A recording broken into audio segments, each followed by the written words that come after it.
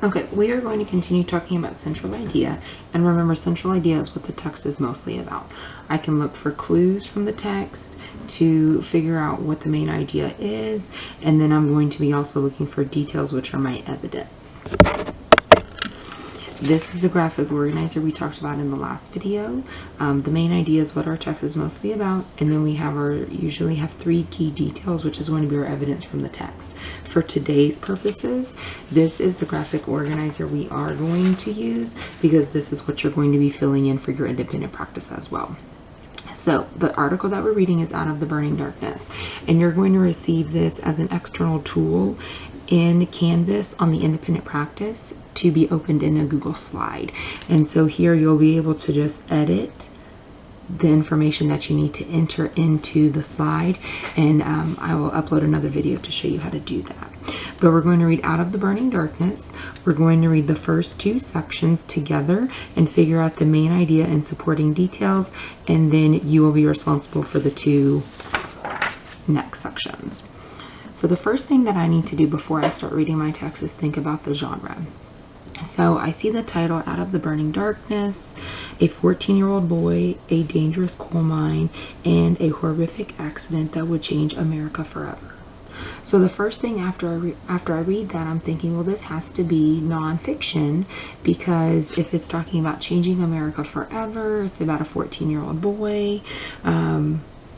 Down here, I'm looking, as I'm just scanning the text, I see a date, November 13th, 1909. I see time. I continue to preview the text. I see children of coal mines. There are some of the jobs, these are some of the jobs that kids had. So here's an example of that with a picture. And then down here we have what is coal. So again, we're gaining some more information, so this must be nonfiction. But as I'm scanning, I see this boy's name. His name is Albert. And then down here it tells me around 11:30, Albert finished eating lunch with his brother and headed back to work. Albert was a trapper. He sat by the door and only opened it to let miners and mules pass. So here that kind of sounds a little bit like a story, like they would be telling me something to entertain me. Sometimes you may not see another person for hours, but you couldn't fall asleep. Say a mule team came speeding along. If you didn't open the door, it could crash. But then that also sounds a little bit like nonfiction too. So this kind of article would be called literary nonfiction, because I am gaining some information, but I'm also being told a story at the same time. So I kind of like to think of it like like a temperature gauge. Like sometimes I'll lean over here, like if I was thinking about this was nonfiction, and then I have fiction over here. Sometimes my story goes to nonfiction, and then I'm gaining some information. They're telling me some facts, and then sometimes the story or the text goes back to fiction, to where it sounds like I'm being told an entertaining story about these people. And in literary nonfiction, the article continuously goes back and forth, back and forth. So I'm gaining some information, some nonfiction facts, true information, and then I'm told information that kind of sounds like a story, to where I have a plot, some characters, and they might have a problem. And then I maybe go back to nonfiction and get some more facts and details. And then I go back to fiction and they tell me part of the story. So literary nonfiction. That would be our genre for this article. So if my genre is going to be literary nonfiction, I'm going to put a sticky note up here. Literary, and I'm just going to put NF for nonfiction. If it's literary nonfiction, my author's purpose is going to be to inform, but parts of it are also going to be to entertain. So it's just going to depend on what paragraphs we're talking about. So some of the paragraphs might be inform. words. Okay, there we go. There's a bad glare. They might be inform, and then some of my paragraphs might be to entertain. So predictions. What do I think is going to happen in the text? Well, I'm definitely going to be learning about this 14-year-old boy. And so the first thing I'm thinking, okay, well, why are children working in the mines? Why are there not grown men doing these jobs? And why is it the job of a 14-year-old boy? Because remember, someone who's 14, you guys are 10, 11, you're in the 5th grade. So he would be, maybe he would be like a 7th grader. 7th, 8th grader, working down in the coal mine. So that's a brutal job for someone so young. Okay, so I've previewed the text, I came up with my genre, my author's purpose, I've made some predictions about what the text might be about. So now I'm going to start reading. And the first section that we're going to look at for main idea is going to be this first little section here before the stories, before the beginning of the article, before this first subtitle, Bright and Brisk. So we're going to read this one section here, and then we're going to stop and think about the main idea and the supporting details, which are our evidence from the text. So it says main idea. As you read, think about what life was like for children who worked in coal mines many years ago. 14-year-old Albert Buckle was staring at death itself. Thick smoke billowed toward him. Flames licked at the ceiling. With each passing second, the heat grew more unbearable. But Albert couldn't run away. He was trapped deep underground in the coal mine where he worked. As the inferno blazed hotter, people were starting to panic. I see a bold word. So remember, when we see a bold word, we want to stop and we want to think, okay, well, what do we think that word means? I can either do it on a sticky note or I can do it right on the text. So it's your choice. I'm going to do mine right on the text. As the inferno, I like to circle that word, blazed hotter, people were starting to panic.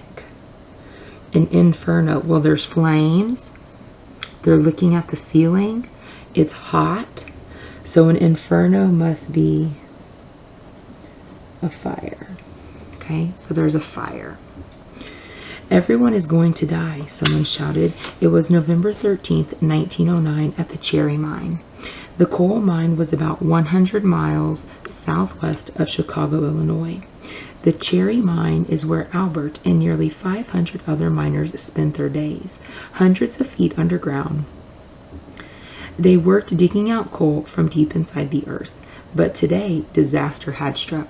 Albert and the other miners were trapped. They were caught in one of the worst coal mine fires in American history. So now we're going to stop and we're going to think, what is the main idea of this first section of text? So I'm going to get my graphic organizer, and the section heading, we're just going to say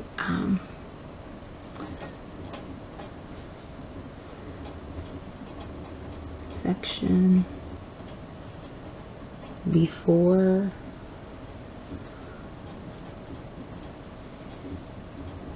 the first subtitle.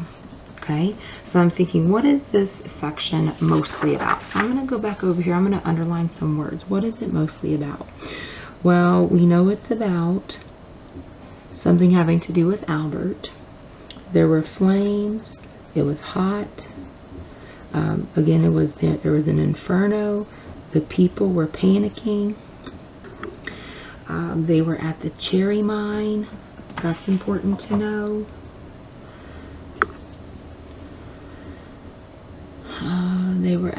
They were digging out coal. There was a disaster. They were trapped. And here it says they were caught in one of the worst coal mine fires in American history. Well, that's one of the clues. If I go back to my anchor chart, I can look at the first or last sentence and I can find repeated words. So I might find words that kind of mean the same thing. I have flames and heat, inferno. So it needs to be something about this fire. So it definitely has to connect to the coal mine and the fire. But this last sentence I really like. They were caught in one of the worst coal mine fires in American history. So we could say the main idea of that section is that Albert Buckle, because that's who that section is about.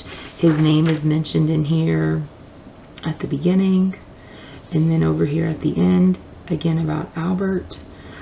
So we want to include him in the main idea. Albert Buckle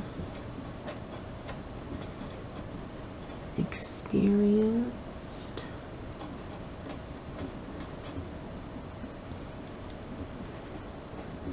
a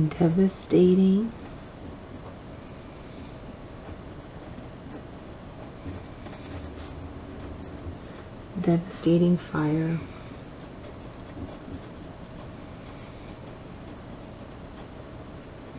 while working in a coal mine. Okay, and that's going to be my main idea.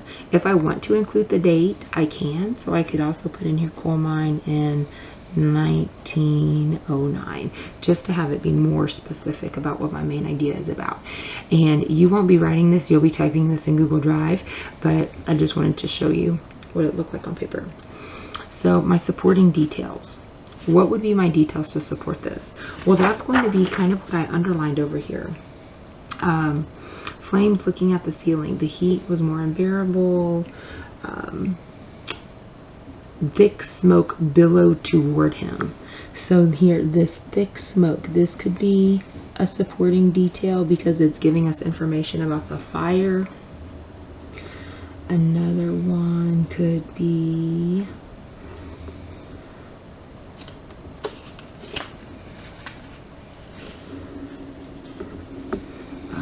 let's see, he was trapped underground in the coal mine. They were trapped hundreds of feet. Nearly 500 other miners. They were hundreds of feet underground. That would show that they were in a coal mine.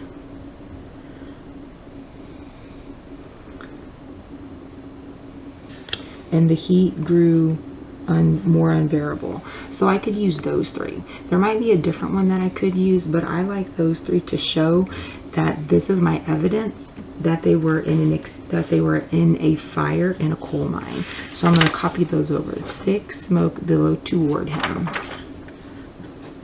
And you can do 2 or 3. We're just going to do 2. Thick smoke.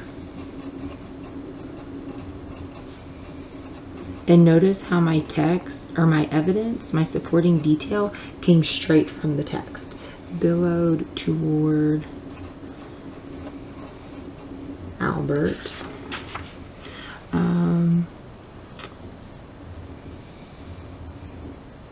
I'm going to put this one hundreds of feet below ground. They spent hundreds of feet.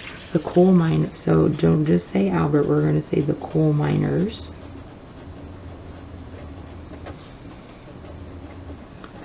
The coal miners were trapped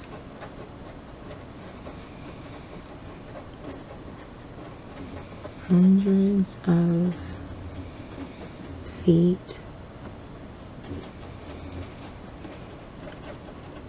underground. And those 2 pieces of evidence came straight from the text. And so that's what I would put here. I got my evidence from the article, and I'm putting it in my graphic organizer. So now we're going to read Bright and Brisk and do the same thing. Just a few hours earlier, the day had dawned bright and brisk in the small town of Cherry. Albert, his 16-year-old brother Richard, and 478 other coal miners got ready for work. They pulled on their overalls, grabbed their lunch pails, and said goodbye to their families. Then they headed off for what they thought would be an ordinary day. Around 6:30 a.m., a whistle blew. It was time to start work. To enter the mine, Albert crowded into a small metal cage with a group. And a cage, I don't know if that sounds very comfortable. Group of other miners. The cage was then lowered down a shaft, kind of like an elevator. There were 2 air shafts at the Cherry mine. Only 2? I'm going to put a little question mark there. Why are there only 2 if 478 people were going down there? That doesn't sound, it sounds like it would take them a long time to get in and to get out. They were the only ways to get in and out. After a 30-second drop, the cage stopped 317 feet below the surface. 30-second drop, that's going fast. The miners stepped out into the damp, cold air. They had arrived in the Cherry Mine.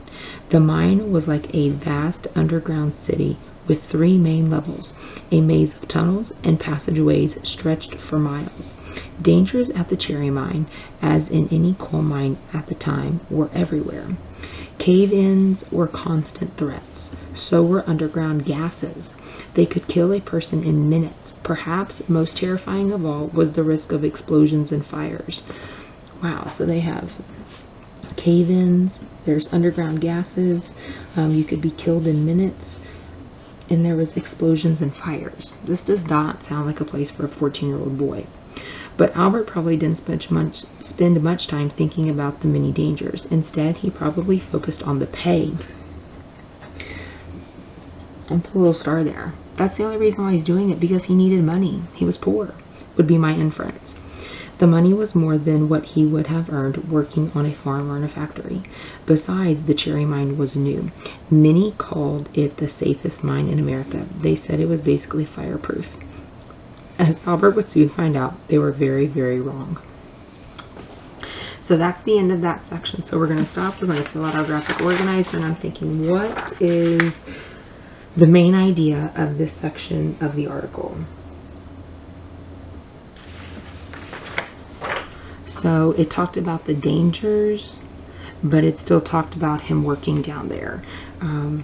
So I would say the main idea would be that even though it was dangerous, Albert didn't worry about it because maybe they thought it was fireproof. They called it the safest mine in America. They said it was fireproof.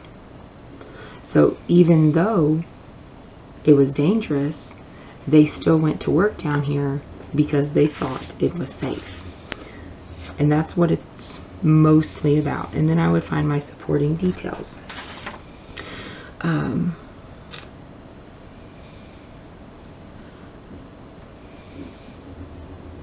The money was more than he would have earned working on a farm.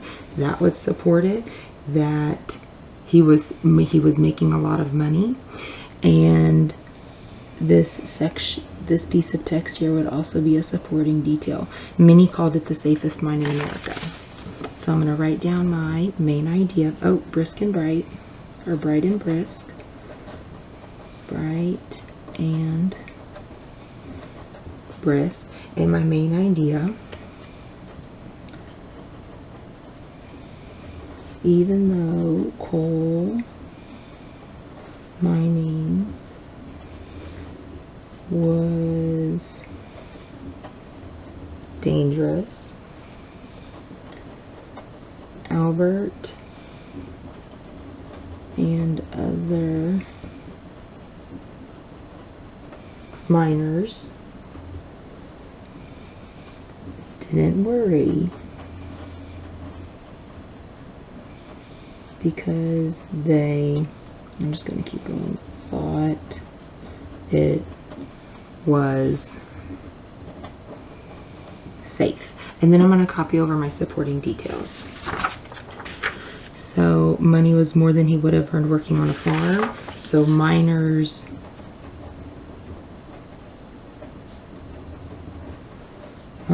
were paid more than other workers at farms. And then we could say they thought, what was my other one? They thought it was the safest mine in America. They thought it was safest mine in, notice how I got my evidence from the text, from that section. And that's how I would fill out my graphic organizer. So now you guys, what you're going to do today is you are going to read Transforming America, and then read Difficult and Dangerous, and you're going to find the main idea and 2 supporting details for each section of text.